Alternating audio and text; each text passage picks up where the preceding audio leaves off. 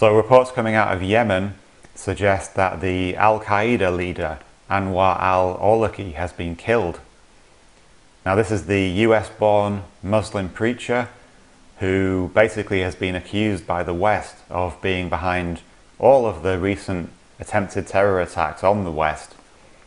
He allegedly had links to the 9/11 hijackers. He was apparently behind the Fort Hood shooter, directing him by email. He was behind the Christmas Day underwear bombing, or attempted bombing. He was the inspiration for the New York Times attempted car bombing. He was also behind the plot to blow airliners out of the sky with explosive printer cartridges.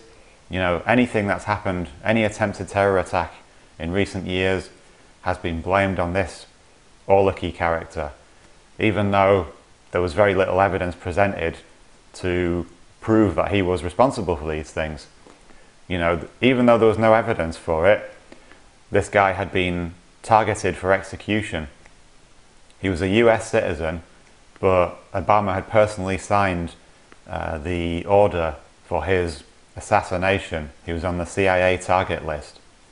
You know, let's forget about due process and everyone's right to a fair trial. Let's just execute them in cold blood. That's the way we should go about things now in the 21st century. And let's not forget, of course, that Awlaki was invited to dine at the Pentagon shortly after 9/11, which raises all kinds of interesting questions about how close this guy's connections are to the intelligence services and whether he's just another CIA patsy. And of course, we can't read too much into these reports because the former leader of al-Qaeda in Iraq was actually killed not once but 3 times. There were several different reports at different times of the leader of al-Qaeda in Iraq being killed.